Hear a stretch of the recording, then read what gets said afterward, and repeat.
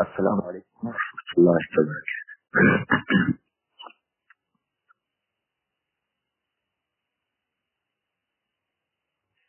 وعليكم السلام ورحمة الله وبركاته شيخنا. أحسن الله إليك. أمين وإياكم أبو عامر. How are you? Alhamdulillah.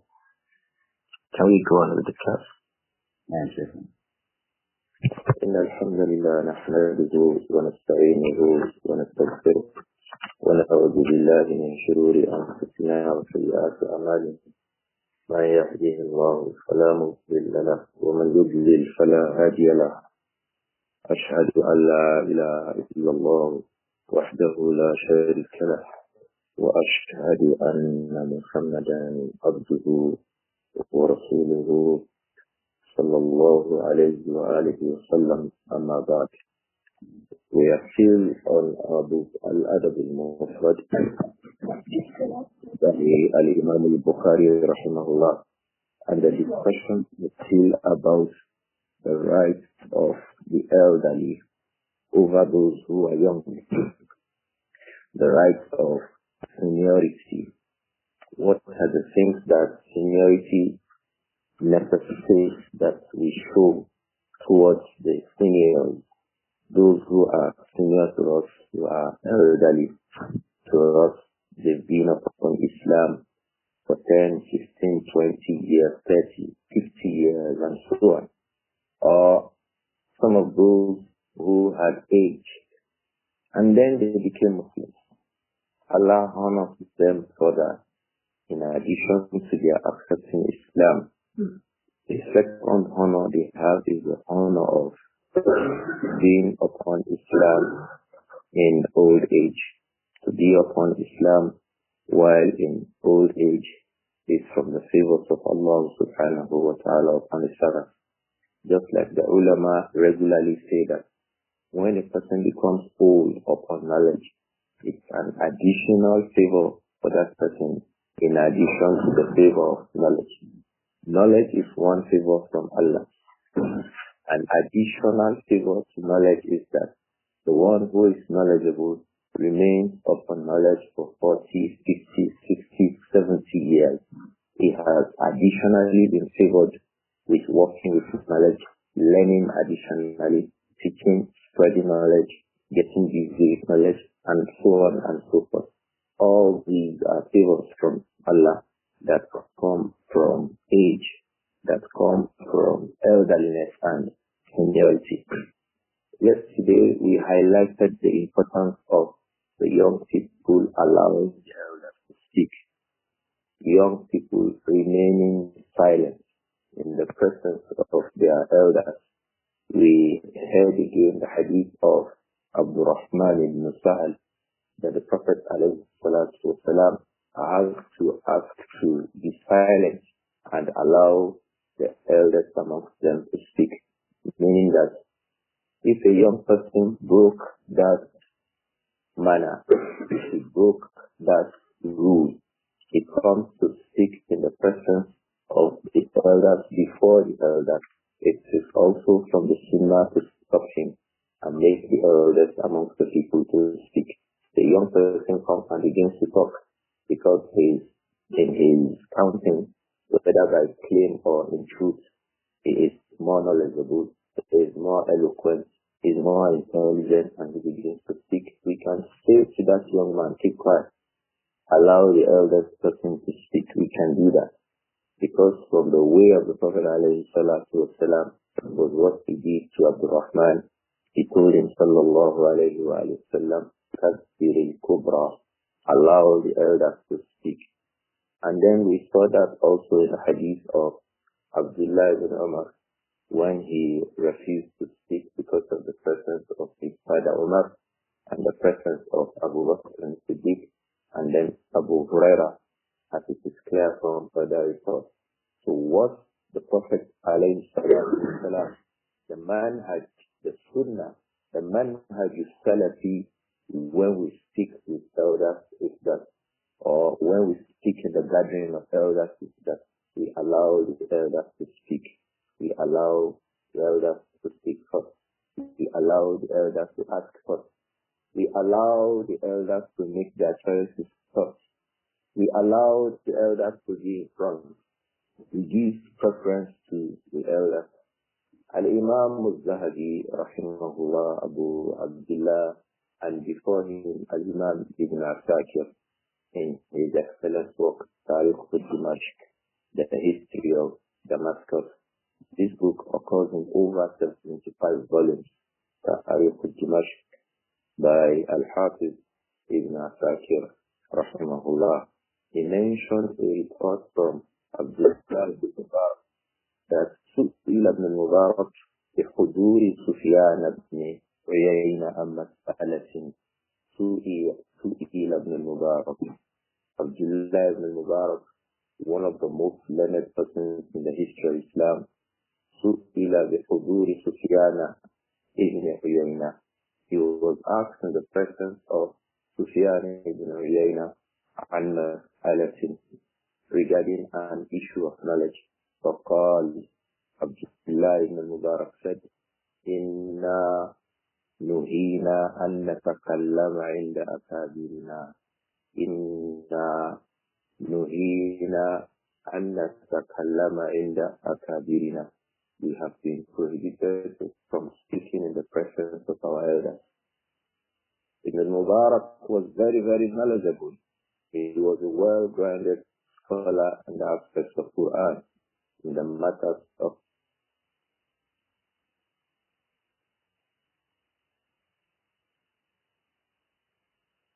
and so.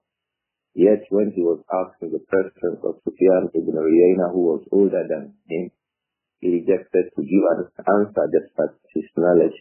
He said, Rahimahullah, Inna nuhina an natakallama inda akabirina. We have been prohibited from speaking in the presence of our elders. So this is the manhaj of Salaf regarding these matters. So young people, when they are asked the question in the presence of their elders, the sunnah, the manhaj of Salafi is that you allow nuhita and tatakallama inda al-akabir. You have been prohibited from speaking in the presence. Allow your elders to speak. Allow them take the space. Let them lead the speaking. Lead the talking. Don't become a problem to yourself by seeking to speak. That will also mean that what you find some of the young people do is very wrong. Sometimes a young person, the elderly person is speaking. You say, please, allow me to make my point. Please. You want to stop your elder when in fact you should be silent when the elders speak. And unfortunately, some of the young people these days think that is what the manhaj, that is what Salafiyah is all about. No, Sunnah and Salafiyah has to do remaining silent when your elders speak. For the sake of Allah, let us pay attention to this. And then we came to Babu Tafweed al-Akabir, the chapter about making our leaders to be our elders, making our elders to lead us, making the elders to lead. There is a committee of 5. Give it to the senior. The most senior should lead. There is a committee of 10. The most senior should lead. You are upon a journey. The most senior should lead. If you are in a marriage, you want to appoint people, and the two are upon the same level in terms of their Quran and in terms of coming into the Sunnah. The next thing the Prophet gave priority to is elderliness in terms of leading. It comes number 3 as far as Salat is concerned. Tafweedul Akabir, making your elders to be your leaders, make them lead. And then we have that after from Hakim ibn Shaykh ibn Abdur. Al-Imām Al-Bukhāri said regarding حدثنا عمرو بن مرزوق قال حدثنا شعبة عن قتادة سمعت مطرفا عن حكيم بن قيس بن عاصم أن أباه أوصى عند موته بنيه فقال اتقوا الله وسودوا أكبركم فإن القوم إذا سودوا أكبرهم خلفوا فإن القوم إذا سودوا أكبرهم خلفوا أباهم وإذا سودوا أصغرهم أزرى بهم ذلك في أكفائهم وعليكم بالمال واصطناعه فإنه منبهة للكريم ويستغنى به عن اللئيم وإياكم ومسألة الناس فإنها من آخر كسب الرجل وإذا متوا فلا تنوحوا فإنه لم ينح على رسول الله صلى الله عليه وآله وسلم وإذا متوا فادفنوني بأرض لا يشعر بدفن بكر من واحد فإني كنت أغافلهم في الجاهلية. Al-Imām Al-Bukhāri reports this with his isnad from Hakim ibn Qais ibn Asim. Hakim ibn Qais ibn Asim was a young boy when the Prophet sallallahu alayhi wa alihi wa sallam passed away. Hakim ibn Qais ibn Asim. But he is reporting from his father, Qais ibn Asim. So this was something he was reporting from his father, radiyallahu anhu, who is affirmed to be a companion of the Prophet Muhammad alayhi salatu wasalam. Qais ibn Asim, as we mentioned in the previous class, was a well-respected person amongst the Arabs. In fact, he was a head of the tribe of Tamim, kana min Sadati Bani Tamim. He was amongst the leaders of Banu Tamim. And even in Jahiliyyah, before he accepted Islam, he was a very honorable person. And one of the things he was known with was that he wouldn't take alcohol. The ulama have told us the story of how far was it that Qais ibn Asim began to completely reject alcohol, even during Jahiliyyah before Islam. During Jahiliyyah before Islam, before the Prophet proclaimed Islam, alayhi wasalam, Qais ibn Asim rejected alcohol. And that was because of an incident that happened to him, radiyallahu anhu. And all of that shows his deep intellect, his intelligence, and his being merciful with himself. We said yesterday the statement of Al-Imām ibn al-Sakan, who said that regarding Qais ibn Asim, kana aqilan haliman yuqtada bihi. Kana aqilan. Qais ibn Asim was an aqil. He was very intelligent. He was halim.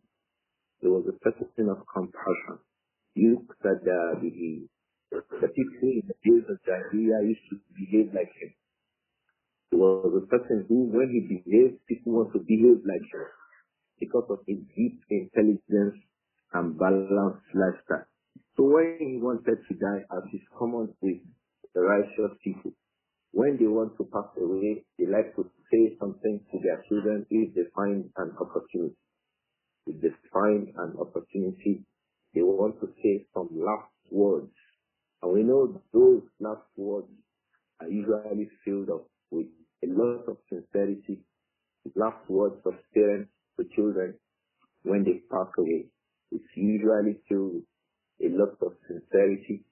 Few words, but that will mean a lot. Few words, but that will mean a lot. That is what wasiyah comes up to mean when a person begins to pass away. So he said a number of things to his children. The first thing he said to them, radiyallahu anhu, was, ittaqullaha wa sawwidu akbarakum fa innal qawm idha sawwadu akbarahum khalafu abahum. He says, ittaqullah, fear Allah. Be conscious of Allah at all times. Allah has said to us in Surah Al-Ismā'īl, وَلَقَدْ وَصَّيْنَا الَّذِينَ أُوتُوا الْكِتَابَ مِنْ قَبْلِكُمْ وَإِيَّاكُمْ أَنِ اتَّقُوا اللَّهَ وَصَّيْنَا. Our strong advice for you. وَصَّيْنَا الَّذِينَ أُوتُوا الْكِتَابَ. Our strong advice for those who came before you, amongst the Jews and the Christians, and those we gave books, مِنْ قَبْلِكُمْ, before you Muslims, وَإِيَّاكُمْ. And our strong advice to you two Muslims is that, and ittaqullah, each of you should fear Allah subhanahu wa ta'ala. We gave a little of explanation regarding this yesterday. That forms the first lesson that Qais ibn Asim affirmed to his children. Fear Allah at all times. So parents, for the sake of Allah, when you depart from your children, when they go on a journey, when they travel, when they go away from home, or you are the one leaving the home, we should not forget to remind ourselves about fearing Allah subhanahu wa ta'ala in the public and in the secret. It is very, very important to always remind ourselves, our friends, the rest of us. Let us always tell ourselves about fearing Allah in the public and fearing Allah in the secret. So Qais ibn Asim said to his children, ittaqullah, fear Allah. The second thing he said to them, radiyallahu anhu, was وَسَوِّدُوا أَكْبَرَكُمْ. Make the eldest amongst you be your leader. Make the eldest amongst you your leader. فَإِنَّ الْقَوْمِ إِذَا سَوَّدُوا أَكْبَرَهُمْ خَلَفُوا أَبَّاهُمْ. Because when the people make إِذَا سَوَّدُوا أَكْبَرَهُمْ, when they make the eldest amongst them be their leader, خَلَفُوا أَبَّاهُمْ. Those elders, the elder ones now, will be able to take and transmit the lessons that they had learned from their own elders, from their own fathers. Their fathers were good people, people who were for righteousness. Those older children, they would have understood the way the elders ran the home. They would have understood the way the elders ran the community. They would have understood the way the society was run. Why? Because they had been with those who were running it. They were seeing them and they were matured. They had age. They could learn from them.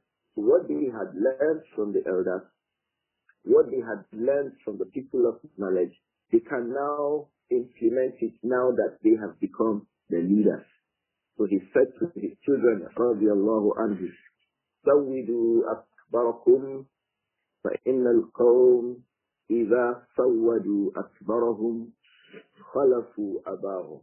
Make your eldest ones your leaders.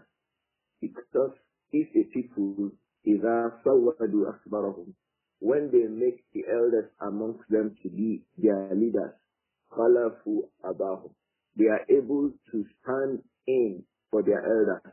One of the scholars said that standing in for the elders will include that all the other younger ones will find it easy to align with them. If you have the eldest child being or becoming the head of the family, all the rest who were younger, they will not find a problem to accept his leadership. But if you brought someone who was younger, those who were older than him will find it difficult to follow him because they are older than him. So the elders should be the leaders in the community. They should lead in the society. Why? They have worked in a lot of places. They have seen a lot of things. They have good experience. As for the youth, the duty they have is to learn from the elders. The youth, the young ones, should learn from the elders. They should look at the elders and take lessons from them because the elders have taken a lot of time. Perhaps sometimes the time regarding the age of the younger ones, they have been learning, they have seen life, they have been studying, they are used to life They are used to statements, they are used to a lot of things, they are used to administration. Let the elders come in front. So make your elders your leader. And then he said to them, what is a sawadi of Baram? What if it happens that they brought the youngest amongst them to be their leader? أَغْرَى بِهِمْ ذَلِكَ فِي أَكْفَائِهِمْ أَغْرَى بِهِمْ ذَلِكَ. That's why we bring them blame. It will bring them insults fi akfa'ihim, amongst their mates. Because their mates will ask them, don't you have elders in your home? Don't you have elders in your community? So how come you are the leader? Imagine a group of scholars gathering in a community, in another country perhaps, and that was a gathering of the head of the scholars from each country. And then one country sends a young boy at 25, at 27, while the rest of the country send people like Sheikh Fawzan, people like Sheikh Rabi al-Madkhali, and the elders amongst the scholars like the Mufti, Hafizahullah, and all of that. Then you send one 23-year-old come and represent you because he is the head of the scholars in your community. Will he not be asked that, do you not have elders in your own community who are learned, who are knowledgeable? So that will bring you insult. So push your elders in front. Make your leaders be your elders. So this is the second advice that Qais ibn Asim gives to his children. And it is the point of reference for Al-Imām Al-Bukhāri rahimahullah when he said under the chapter head in Babu Tafwidi Al-Akabir, when he placed that hadith under Tafwid Al-Akabir, making the leaders, making the seniors to be the rulers. One of the things he has seen in this after is this statement of Qais ibn Asim radiyallahu anhu that وَاسْتَوِدُوا أَكْبَرَكُمْ فَإِنَّ الْقَوْمِ إِذَا سَوَّدُوا أَكْبَرَهُمْ خَلَفُوا أَبَّاهُمْ وَإِذَا سَوَّدُوا أَصْغَرَهُمْ أَزْرَى بِهِمْ ذَلِكَ فِي أَكْفَائِهِمْ. I hope that this major point of reference is clear. Make your elders, your seniors, make them be the leaders amongst you. Then the third thing he said to them, radiyallahu anhu, he said, وَعَلَيْكُمْ بِالْمَالِ وَعَلَيْكُمْ بِالْمَالِ وَاصْطِنَائِهِ فَإِنَّهُ مَنْبَهَةٌ لِلْكَرِيمِ وَيُسْتَغْنَى بِهِ عَنِ اللَّئِيمِ. Qais ibn Asim advised his children. He said, عَلَيْكُمْ بِالْمَالِ.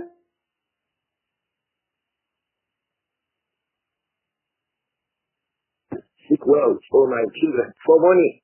وَاصْطِنَائِهِ, and how to make and manage money. Learn, look for money, get money. وَاصْطِنَائِهِ, learn also how to make money. These two things come together. If a person seeks and makes money, but he does not learn how to maintain and manage the money, he will destroy the money. So this is a full advice. If you seek money, you must learn also how to make money, how to keep the money, how to maintain the money, how to sustain and grow the money. It's like you are making it in a factory. Seek money, learn also how to manage the money. So it means from the things in our deen is that no one should be sitting without doing anything. You must be seeking money. You must be looking for means of being able to eat food, yourself and your home. Don't just sit down without doing anything, because money has a lot of benefits. The Prophet himself, sallallahu alayhi wa sallam, said to us, in a hadith that we had read also in this book, Al-Adab Al-Mufrad, the hadith of Amr ibn al-As, that the Prophet said, alayhi salatu wasalam, نِعْمَ الْمَالُ الصَّالِحِ لِلْمَرْءِ الصَّالِحِ, that نِعْمَ الْمَالُ الصَّالِحُ لِرَجُلٍ صَالِحٍ, nice wealth lawful wealth is very nice. It's very good for a pious person. If a pious person has wealth, of course, he will not spend it except upon the path of piety. Al-Imām Abu Bakr Al-Khalal, one of those who learned from the students of Al-Imām Ahmad ibn Hanbal, he has a book that he has titled Al-Hassu ala Tijara wa Sina'a wal Amal, an encouragement for us, the Muslims, ala Tijara, to engage in trade wa Sina'a, or some sort of production, wal Amal, and other kinds of jobs by which we seek our living therefrom. And he has mentioned an author from Umar ibn al-Khattab that also confirms the necessity for a Muslim to seek lawful wealth and learn how to maintain the wealth. It was said that one of the men was called, one of the Tabi'un, who was called Abu Zabiyan. He came to Umar radiallahu anhu, and then Umar said, Ya Aba Zabiyan, ittaqid mala. Ya Aba Zabiyan, O Abu Zabiyan, ittaqid mala. Seek some wealth, search for some wealth, pursue some wealth. So that means we have a statement from the Prophet alayhi salatu wasalam. We have a statement from Umar ibn al-Khattab encouraging the Muslims to seek lawful wealth. We also have from Sa'id ibn al-Musayyib. Sa'id ibn al-Musayyib used to be mentioned or would be mentioned amongst the scholars as the Sayyid al-Tabi'i, one of the most learned and elderly amongst the Tabi'un. He was a scholar who was resident in Medina. He was alive during the time of many companions, radiallahu anhum, and he would still be giving legal verdicts in Medina. Sa'id ibn al-Musayyib, he was reported to have said this also occurs in Al-Hassu ala Tijarati wa Sina'ati wal Amal by Al-Imām Abu Bakr Al-Khalal with an isnad. And Sa'id ibn al-Musayyib said, rahimahullah, La khayra fi man la yatlub al-mal. Sa'id ibn al-Musayyib said, rahimahullah, La khayra fi man la yatlub al-mal. La khayra fi man la yatlub al-mal. What good is it in that person? There is no good in him. Who is that? Man la yatlub al-mal. The one who will not seek wealth. The one who will not seek lawful sustenance. La khayra fihi. There is no good in him. Because if he seeks wealth, yaqdi bihi baynahu. If he seeks wealth, if he pursues wealth, yaqdi bihi baynahu. With the wealth that he gains from his pursuit, from his lawful seeking wealth, yaqdi bihi baynahu. He will offset his loans. If he has a loan upon him and he has sufficiently sought wealth, yaqdi bihi baynahu. He will pay his loan. وَيَصُونُ بِهِ إِرْضَهُ. And with wealth, يَصُونُ بِهِ إِرْضَهُ. He will preserve, he will protect his honor. Because he will be saved asking people, going to ask, and having this grace on his face all the time, asking people for his needs. But if he stops well, يَصُونُ بِهِ إِرْضَهُ. بِإِذْنِ he will employ the wealth that he has gotten to protect his honor. وَيَقْضِي بِهِ زِمَامَهُ. يَقْضِي بِهِ زِمَامَهُ. With wealth that he possesses, يَقْضِي بِهِ زِمَامَهُ. Ulama says, زِمَامُهُ حُقُوقُهُ. فَيَقْضِي بِهِ حُقُوقَهُ. The hukuk that he has, if he has wealth, he is able to settle them. He has haqq on himself. He has the haqq of his wife on him. He has the haqq of his parents on him, the haqq of his children on him, the haqq of his neighbors on him. If he has wealth, يقضي به ذمامه, يعني يقضي به حقوقه. With wealth that he has got, he will be able to settle all of these. وَإِن مَاتَ, and if he dies after having taken wealth, تَرَكَهُ مِيرَاثًا لِمَنْ بَعْدَهُ, he will leave that genuine wealth, lawful wealth that he has got. He will leave it as inheritance for his children. So that's why he said, لا خير في من لا يطلب المال. There is no goodness in the person who will not search for wealth, because all of these things will be waiting for him. He will have debt on him. He will have his honor put to stake at all times. He will have to keep the rights of wives, children, family. He will not be able to fulfill them. And then if he dies, he will leave his children poor. And the Prophet ﷺ encourages us that when we pass away, we should leave our children rich. Therefore, we also should search for wealth lawfully. This is the advice that Shaykh Ibn Asim gave his children. He said to them, radiyallahu anhu, وَعَلَيْكُمْ بِالْمَالِ وَاصْطِنَاعِهِ, عَلَيْكُمْ بِالْمَالِ وَاصْطِنَاعِهِ. Please search for wealth and learn how to maintain your wealth. فَإِنَّهُ, Shaykh Ibn Asim explained to his children that if they have wealth, مَنْ بَهَتْهُمْ بِالْكَرِيمِ, if you are kareem, if you are a noble person, if you are a honorable person, wealth will help you sustain and improve your honor. You're already honorable. You now have money. Your money will help you to respect and maintain your dignity in the community. فَإِنَّهُ مَنْبَهَةٌ لِلْكَرِيمِ. Wealth is a means of helping the individual to sustain his honor and respect. وَيُسْتَغْنَى بِهِ عَنِ اللَّعِينِ. He will also employ that wealth. يَسْتَغْنِي بِهِ عَنِ اللَّعِينِ.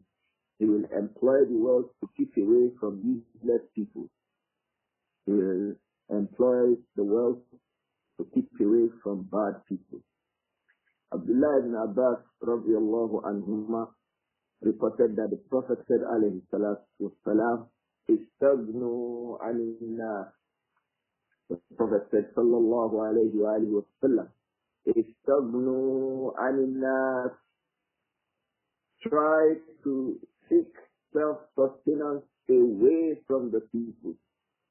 Seek sufficiency away from the people. Istagnu alinnas. Seek sufficiency away from people. Don't live a lifestyle where you have to depend on the people. And that will be because of the individual not searching for wealth and not looking out for how to learn to manage the wealth that we have. So it's istagnu aninnas. The Prophet Muhammad sallallahu alayhi wa sallam said, istagnu aninnas. Be self-sufficient away from people. And Al-Imām Ahmad rahimahullah, Imam Ahli Sunnah wal Jama'ah, would say, ما أحسن الاستغناء ما أحسن الاستغناء عن الناس. How nice is it? How good is it? استغناء عن الناس. Being self-sufficient away from people, not being dependent on them. How nice is it? It's so much of a nice thing. And Al-Imām Sufyan al-Thawri before Al-Imām Ahmad will always say that Al-Malu fi hadha al-zaman silah. Wealth in these days is silah, the sword. Because if you have the sword, you can proceed and seek for your benefit. If you have the sword, you can also defend yourself against an aggression. If you have the sword, you can protect yourself against an aggression, and then you can advance when you desire. You can advance when you desire if you have sword. You can also protect and defend yourself against an aggression. This is the meaning of this statement by Al-Imām Sufyan al-Thawri rahimahullah.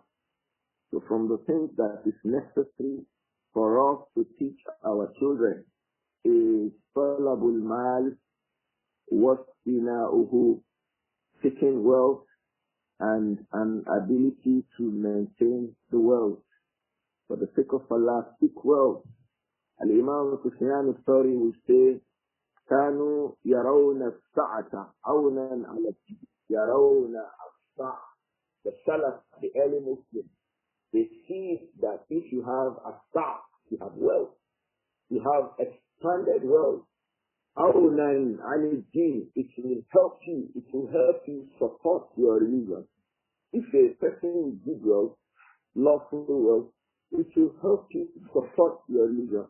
For the sake of Allah, let us found good wealth and learn how to maintain and appreciate the wealth. This is the third thing that Qais ibn Asim told his children. The first thing he advised them was to fear Allah. The second thing he told them was to make the eldest ones amongst them to be their leaders. The third thing he told them was to seek wealth and learn how to maintain wealth. Because when you have wealth as a 100% it will help you sustain your dignity and it will keep you away from useless people.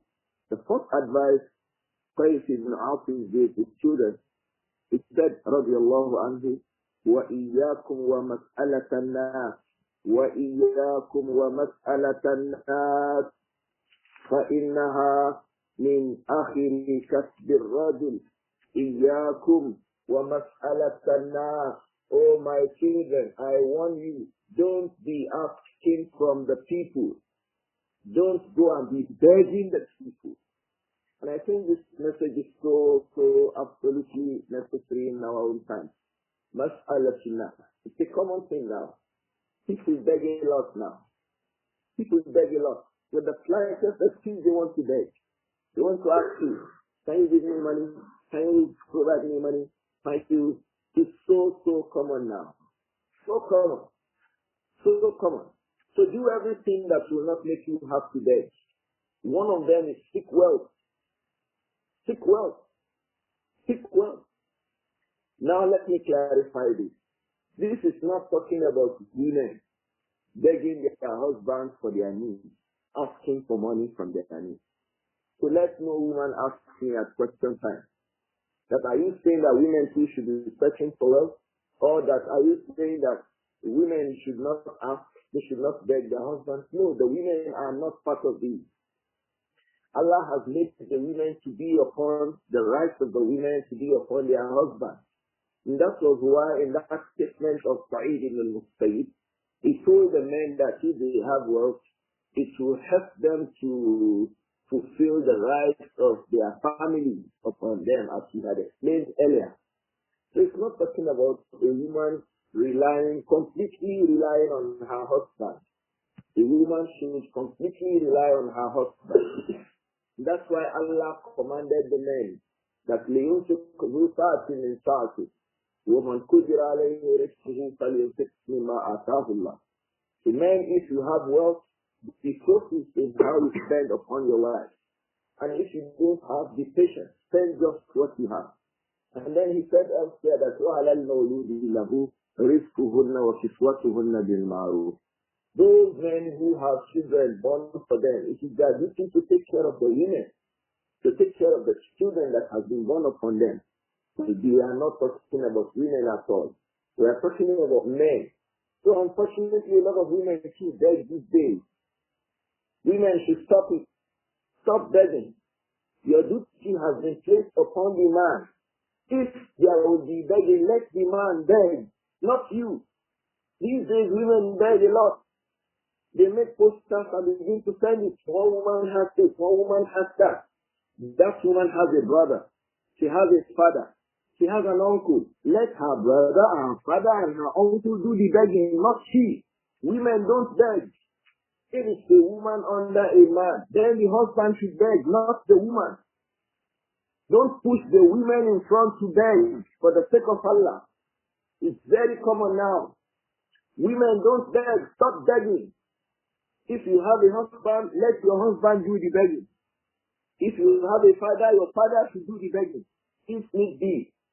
If you have a brother, it is the duty of your brother. If you have an uncle, it is the duty of your uncle. It is now very difficult for a woman not to have all. No father, no uncle, no brother, no relative. Okay. How about the community where she's living? There are men in that community. There is a masjid in that community. The imam and the local community should take care of that woman. If need be that they ask for help from others, the men should do it. Women should start begging. They should stop begging. The women should stop begging. Come on now. Come on now. They make posters, design it, and start begging. Then a woman writes her name. She writes her account number.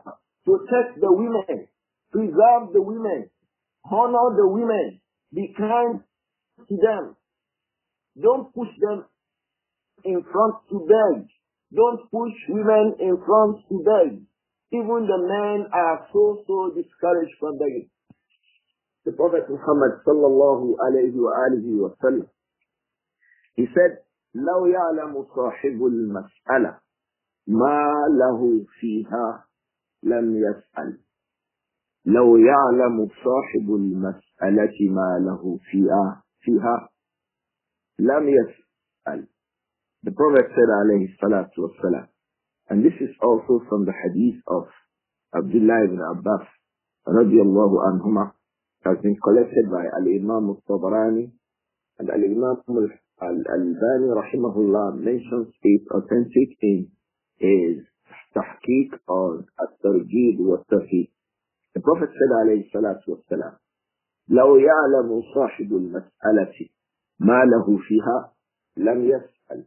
If the one coming to ask the people, صاحب المسألة, the one who is asking, the one who has a need, asking, begging the people, the one who is begging, لو يعلم ما له فيها, if he knows what his begging contains, the ulama say, من الهوان, out of, in terms of disgrace, والإثم عند الله, and sin before Allah. If you know the kind of disgrace, if you know the kind of sin that begging involves, lam yas'al, he will never beg. If you know what it involves, he will never beg. And the Prophet Muhammad sallallahu alayhi wa alihi wa sallam, a freed slave, Thawban, said, the Prophet said alayhi salatu wa salam, this hadith occurs in Sunan Abi Dawud, that man takaffala li alla yas'ala an-nasa shay'a. Man takaffala li. The Prophet said alayhi salatu wassalam, whoever guarantees me alla yas'ala an-nasa shay'a, that he will never ask the people for anything, atakaffalu lahu bil jannah. I guarantee him al-jannah. I will never beg anybody for anything. Give me.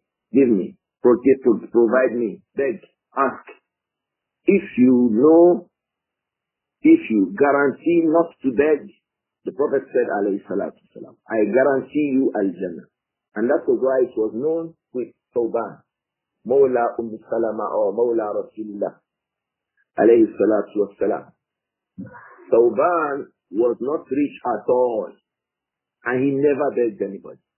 So when people say, ask for your needs, I will never beg. The Prophet told me, alayhi salatu wassalam, man takaffala li alla yas'ala an-nas, alla yas'ala an-nas shay'a, atakaffalu lahu bil jannah. Whoever guarantees me never to ask for anything from people, I guarantee him al-jannah. All of these go to discourage begging. Now, ulama give shurut. Sometimes people become so pressed. They find it so difficult to do anything without having to ask for help from others. The ulama say that one has shurut. It has conditions. The first shart, according to Al-Imām An-Nawawi rahimahullah, he said, "An la yuzilla nafsahu." Your having to ask for help should not bring you idlal, should not bring you disgrace. Don't ask for help in such a manner that you are becoming disgraced. Don't disgrace yourself because you want to ask for help. The second condition, وَلَا يُلِحُّ فِي السُّؤَالِ. لَا يُلِحُّ فِي السُّؤَالِ. You will not become repetitive and insistent while asking. You ask him again, you ask him again, you ask him again, you ask him again. Don't do this. You beg the man, you beg him again, you beg him again, you beg him again, you beg him again. Al-ilhah fi as-su'al mamnu'. Al-ilhah fi as-su'al mamnu'. Being repetitive and insistent and affirmative. Give me, give me, give me, give me, give me. It is prohibited. Don't do that. The third thing we mustn't do at all while seeking for help is La yu'zil mas'ul. The one who is asking for help, La yu'zil mas'ul. It should not bring harm or insult or embarrassment to the person that you are asking. The first one, don't disgrace yourself. The second one, don't be insistent and affirmative. The third one, don't bring insult and disgrace to the person that you are asking. Al-Imām An-Nawawi said, rahimahullah, فَإِنْ فُقِدَ شَرْطٌ مِنْ هَذِهِ الشُّرُوطِ. If any one of these conditions become missing, فَهُوَ حَرَامٌ بِاتِّفَاقٍ. فَهُوَ حَرَامٌ بِاتِّفَاقٍ. Al-Imām An-Nawawi said, فَإِنْ فُقِدَ شَرْطٌ مِنْ هَذِهِ الشُّرُوطِ. If any one of these conditions become missing, you are begging and you are disgracing yourself while begging. You are begging and you are becoming insistent while begging. You are begging and you are bringing disgrace to the person that you are begging. If any one of these become missing, فَهُوَ حَرَامٌ بِاتِّفَاقٍ. Your begging is prohibited by consensus. So don't beg to disgrace yourself. Don't beg to make ilhah, insisting and affirming. Likewise, don't beg to bring insult upon the person that you are begging. So Qais ibn Aasim basically prohibited his children from begging. He says, وَإِيَّاكُمْ وَمَسْأَلَةَ النَّاسِ. I warn you from begging the people. فَإِنَّهَا مِنْ آخِرِ كَسْبِ الرَّجُلِ. Let us correct it. In most of the scripts, you find it as فَإِنَّهَا آخِرِ with a mad. It shouldn't have a mad. It shouldn't have a mad. It is akhir. And akhir is the bad thing that comes after good things. The bad thing that comes after good ones. So your asking is the bad thing that happens in terms of the things with which you sustain yourself. That is the bad part of sustenance. Asking is the bad part of sustenance. Begging is the bad part of making sustenance. Some people build sustenance upon begging. That's the bad side. It's bad. So the companion, Qais ibn Aasim, radiallahu anhu, said to his children, فَإِنَّهَا, because begging, when you beg, means أَخِرِ كَسْبِ الرَّجُلِ, is from the baddest, from the worst, so to speak, from the worst, not baddest, from the worst of what the individual will make earnings from the worst of what you will depend on. So your earning is to be begging. It's a very, very, very bad thing to do. Qais ibn Aasim went on to talk to his children. Radiallahu anhu. He said, وَإِذَا مُتُّ فَلَا تَنُوحُوا. إِذَا مُتُّ. When I pass away, when I finally die, فَلَا تَنُوحُوا. Don't wail over me. An-niyahatu is to wail over the dead. To be wailing. How does that happen? You see women shouting, and men shouting, making a noise, hitting themselves on the ground. This is an-niyah. And the Prophet ﷺ made us understand that it is from the aspects of jahiliyyah. To make what? An-niyah. It is from the aspects of what? Ignorance. To make an-niyah. An-niyah is to be wailing, shouting, beating yourself on the ground, crying. A person can weep. You can shed tears at the death of a person. This itself is from rahmah, from mercy and compassion in your heart, according to the Messenger alayhi. But hitting the body on the ground tearing your clothes, beating yourself, slapping yourself on the face. All of these are from the deeds of the days of Jahiliyyah, and it is prohibited. So Qais ibn Asim said to his children, وَإِذَا مُتُّ, when I finally pass away, فَلَا تَنُوحُوا, do not wail over me. And he gave them the reason. فَإِنَّهُ لَمْ يُنَحْ عَلَى رَسُولِ اللَّهِ فَإِنَّهُ لَمْ يُنَحْ عَلَى رَسُولِ اللَّهِ. When the Prophet died, alayhi salatu wasalam, there was no wailing behind the Prophet, shouting, beating the body on the ground, because the Prophet had told them about it, that doing so is from the ways of Jahiliyyah. So don't wail over your dead. The best person who will die, alayhi salatu wasalam, is the Prophet Muhammad, alayhi salatu. As important, as nice, as honorable, as high-ranking as the Prophet was, alayhi salatu. No one went on to be hitting the body on the ground, tearing clothes on himself, and jumping and hitting himself on the ground when the Prophet passed away.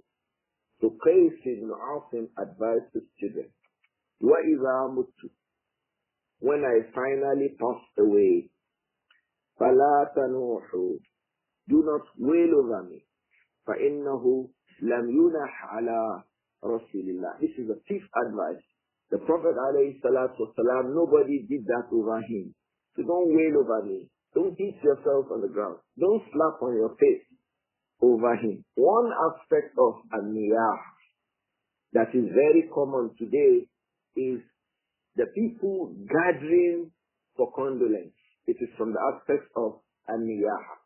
You gather for condolence and you cook food, like what they refer to as 3 days or 7 days, or 10 days, or 40 days. People gather because of the dead, and then they make food. It is from the aspects of Jahiliyyah also. It is from the aspects of Jahiliyyah to gather for 3 days, for 10 days, for 9 days, for 15 days, for 20 days, for 40 days, over the dead. Then you make food. You make puff, you make akara, what do you call it? You make food, you distribute the food. Some people come to read Quran, and then all of these, it is also from the aspect of an-niyah, and it is prohibited. It was not done over the Prophet Muhammad, alayhi salatu wassalam. And one of the companions of the Prophet, Jarir al-Bajali, radiyallahu anhu, he reported, he said, Kunna nara, we the companions of the Prophet, alayhi salatu, we used to consider اجتماع أهل الميت وصنيعة الطعام بعد دفنه من النياحة.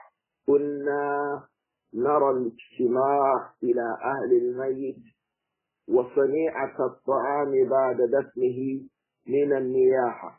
We the companions, from the things we consider as part of an-niyaha, and an-niyaha is prohibited. When people gather ila ahli al-mayyit, people gather at the family of the dead person. They come and gather there. And then they make food. After burying that person. They can do it that very day. They can do it in 3 days time. They can do it in 10 days time. In fact, they can do 1 year remembrance, 10 year remembrance. All of these fall under this. Gathering to make food over the dead person.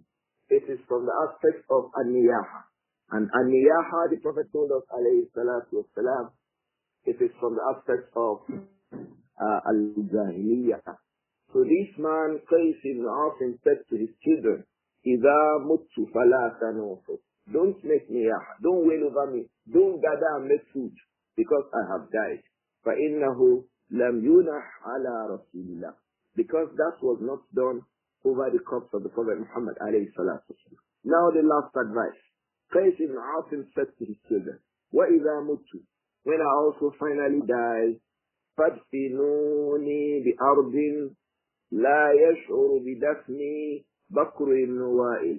When I die, فَادْفِنُونِي بِأَرْضٍ, bury me on a land, لَا يَشْعُرُ بِدَفْنِي Bakr ibn Wa'il, the family, the tribe of Bakr ibn Wa'il.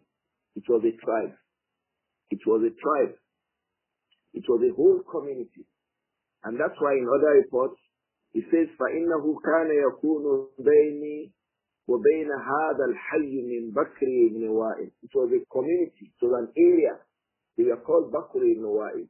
This companion, Qais ibn Hazim, during the days of Jahiliyyah, he used to have issues with them. And he said it, فَإِنِّي كُنْتُ أُغَافِلُهُمْ فِي الْجَاهِلِيَّةِ. I used to attack them by surprise in the days of Jahiliyyah. Long ago. So he said in another report that, فَلَا آمَنُ سَفِيهًا. I will not guarantee one person who is not being sensible. أَنْ يَأْتِيَ أَمْرًا يُدْخِلُ عَلَيْكُمْ عَيْبًا فِي دِينِكُمْ. I will not be surprised that someone who is not being reasonable in that tribe will think about what we had done against ourselves in the days of Jahiliyyah. And then he will do something. يُدْخِلُ عَلَيْكُمْ عَيْبًا فِي دِينِكُمْ. That will bring you, my children, disgrace in your deen. Because I used to be tough against them. So I wouldn't guarantee that anyone amongst them will do something and that thing will become a thing of disgrace for you, my children. Maybe one of them will come and open up my grave, disfigure me, and so on, by way of taking a revenge and bring insults to you. So don't bury me in a place where these people will see me. This means that the parent can also tell his children about the people he fears. We relate, we go forth and backwards. We have friends. We have enemies amongst friends. We still relate with as friends. We have enemies amongst friends. We still relate with as friends. We recognize their enmity. So we only try to manage their enmity. We can tell their children about them. So and so person, you see him with me. Don't allow him touch my cup. Don't say that he's the one who will bash me because you saw me with him. And that's why the early Muslims will always talk about who should bash them, who should wrap them, who should touch them, and all of these. So in this case, Qais ibn Hazim was telling his children, don't bury me in a place these people, because we were enemies in those days. And one of them could do something that will bring disgrace to you, my children, regarding my corpse.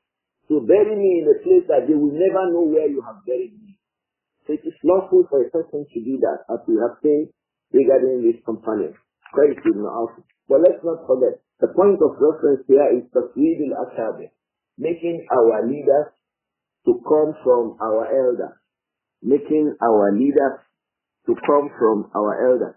Inshallah, we shall stop here and continue from the next class about some of the things we can start with the children. There are some things in Islam. Islam started some things and began extra. Inshallah, tell your children to fear Allah. Number 2, he told them to select the elders to be the leaders. Let's not forget, youth. Your time as youth is to learn. And you cannot lead before learning. You have to learn before you lead. If you lead as youth, when will you learn? May Allah protect you. The third thing is make money. We all should look for means lawfully to make genuine money and manage whatever money that we have made. We should not take knowledge, do courses about financial management, about all of these, so that you know how to manage money and manage resources to protect your honor and your dignity, and it will help you to keep away from evil people. The fourth thing he said to his children, he warned them against begging. Don't beg, because from the worst of things that anybody will depend on for sustenance is what? Is begging. The fifth thing he told them was where to bury him, because he had a trouble with some people in the early days before Islam. He said that anyone amongst them may become unreasonable and do something that will bring disgrace to his children. So he told them, bury me in a place where they can't find my corpse. So these are the 5 things that Qais ibn Hazim said to his children. And the point of reference for us in this narration is that when we choose leaders, age and seniority is important. Can we have a few questions, Abu Amir?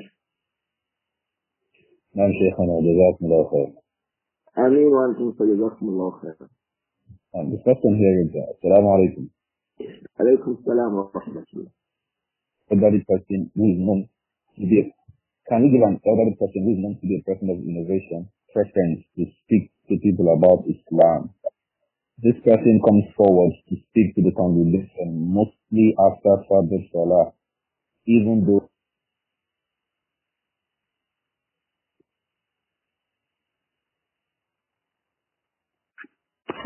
Can you hear me, sir? No, even though was the last thing that I heard. Okay, can we give an elderly person who is known to be a person of innovation preference to speak to people about Islam?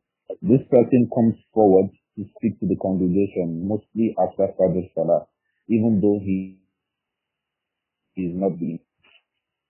If he is not the Imam, then you speak with the Imam. If he has to be stopped because he's spreading evil, then you follow good process. The young person, if he stands up to stop him, he can keep you short. He can keep quiet if you don't have respect. And once he comes from this angle, it will be difficult for you to say any other thing any other time. He will silence you. So if you stand up to say, sit down to an elderly person, he will silence you and will employ his age against you. You will not be able to speak at that very moment, and you disgrace you will not be able to speak some other time. To preserve your honor, go to the Imam and stop him officially from the masjid. That's a better approach to it. If you stand up to face him, he can put you down forever. More so if it's a person who has you down physically, tell you I'm older than you, keep quiet, this, that, and so on. So go to the masjid. Speak with the Imam, speak with those in authority, make them see reasons, convince them patiently. Oh young man, things may not work between day and night. Be patient, follow due process, and then you will reach there inshallah with good dua also. So speak well, address the matter well with the Imam privately or with others who can tell him not to come again. And then you can effect the change. Another thing is that most times many of the brothers upon Sunnah, you're in a masjid, you don't say anything. You're always keeping quiet. You don't preach to the people. You are not reading the Quran and explaining it. You are not reading any book of Hadith after Fajr to explain. So you give the chance for somebody else to do it. The Salafi, you hardly find a Salafi brother in his masjid relating with the masjid to teach the masjid. It's very, very hard. He's just full of himself. He wants to condemn evil, but he's not spreading goodness. You are not spreading goodness, but you want to condemn evil. The two of them go hand in hand. You spread goodness, and then you condemn evil. But you want to condemn evil, you have not spread goodness. So also the young person, pay attention to this. Seek good permission from the masjid and spread goodness. It is when you explain the deen to the people, they recognize the deviation in the deviation of the deviants who come to talk to them. They will know that this thing is wrong. They will ask him questions to show that he's a deviant. But when you are silent in the masjid, you are not teaching anybody, you are not explaining anything to anybody. When someone else stands for tomorrow, you want to shut them down. I think we can stop this too. So we have addressed this question from two angles. The way to stop this elderly person is go to the Imam, go to the community, convince the community about the evil the man is spreading. The community can now stop him. If you want to stand up to him in the masjid, that's dangerous. He can bring you down forever. The second approach to this is you teach in the masjid according to your ability. According to your ability, teach in the masjid. According to your ability, teach what you know.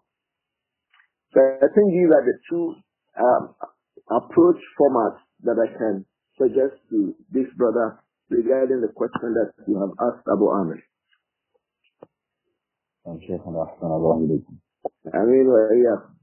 This next one is Assalamu alaikum.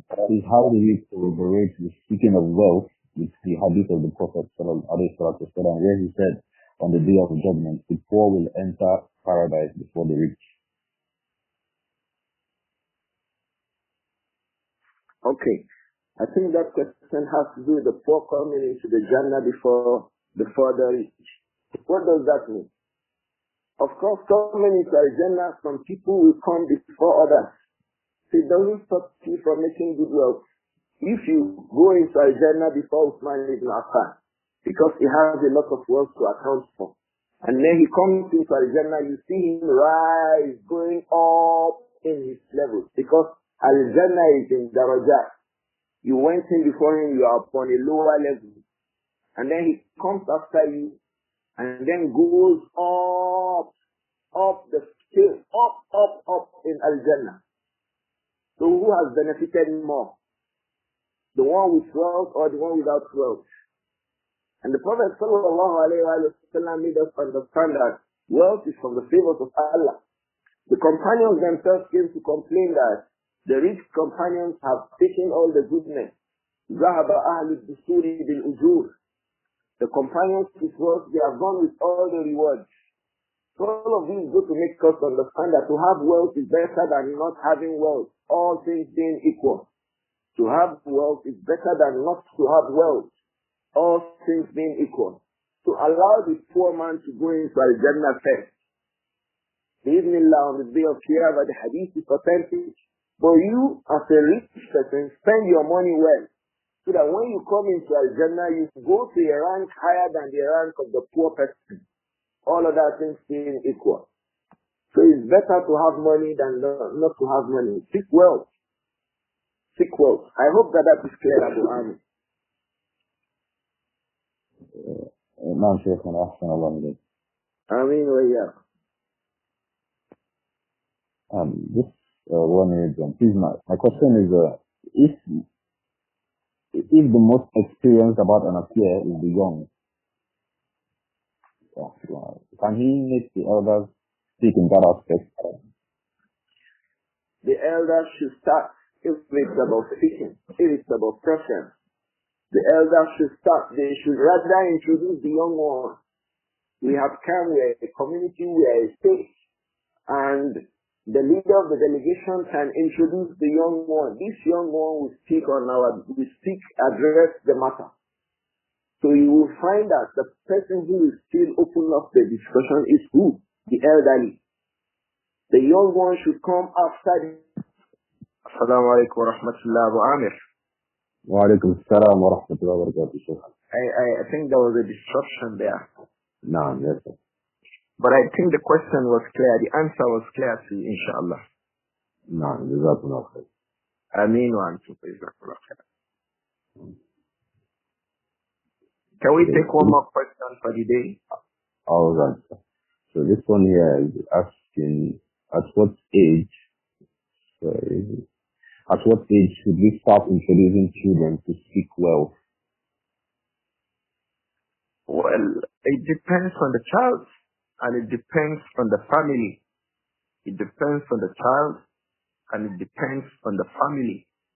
From a very young age of 6, 7, we must begin to make them understand that wealth is sought.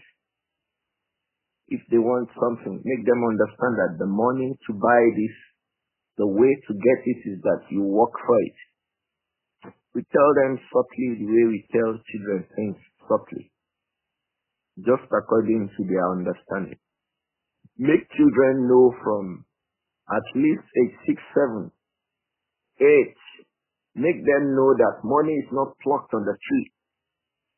Make them know that money is worked for. And then as a people, they are going to grow up also to work for money. Let them begin to start thinking about this at a very, very, very early age. I think age 6 to 7 is good enough to make them understand that money is sought and not plucked. Money is worked for and not just spent. And then from age 10, 11, they must begin to understand how is it that my own parents earn what they earn.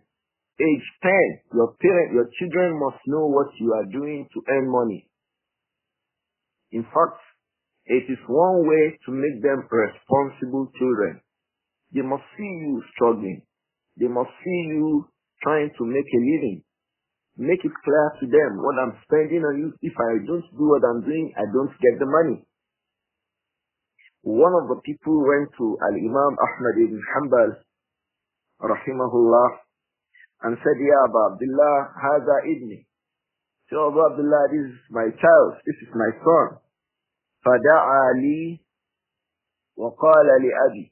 The boy who was the one reporting the narration said, Imam Ahmad bin Hanbal then prayed for me and said to my father, Al-Zimhu Suk, Al-Zimhu Suk. Make him stay in the market. Make him stay in the shop. This young boy, let him go to the shop with you. وَذَنِّبْهُ أَقْرَانَهُ. And make him avoid his mates. The ulama explained that the reason Imam Ahmad told him to make him avoid his mates is that the children of the pious people become impious when they begin to relate to the children of the impious. The children of the pious become impious when they begin to relate to the children of the impious, and then they are still young. They are young. So but the point of reference in this narration is that Al-Imam Ahmad rahimahullah told the man, Al-Zimhu Suk, make your son stay in the market. Make him stay in the shop. So by that, he would have been seeing that money is made. He would have been seeing that money, we should be prudent with it. We make money. We struggle somewhat to get money. So he'll become a responsible child in terms of his requests from his father. Even the request he will make, he will think about it because he knows that that has to do with making more money. So from age 10, your children should know, what is my father doing? How does my father earn? By age 10, they should know. And before age 13, they themselves should start thinking how they themselves will make money. They would have been matured enough to begin to know that it will help them when they select courses to study in university. It will help them a lot. It will help them focus because they now know that they have to make money to also take care of the wives they will have in the future and the children they will also have in the future. I think that this gradual process is the approach to it. Wallahu a'lam. Jazakumullah khair, Shaykh. Can we stop here, Abu Amir? نعم يسعد. جزاكم الله خيرا. آمين وإياكم. السلام عليكم ورحمة الله وبركاته. وعليكم السلام ورحمة الله وبركاته ومغفرة.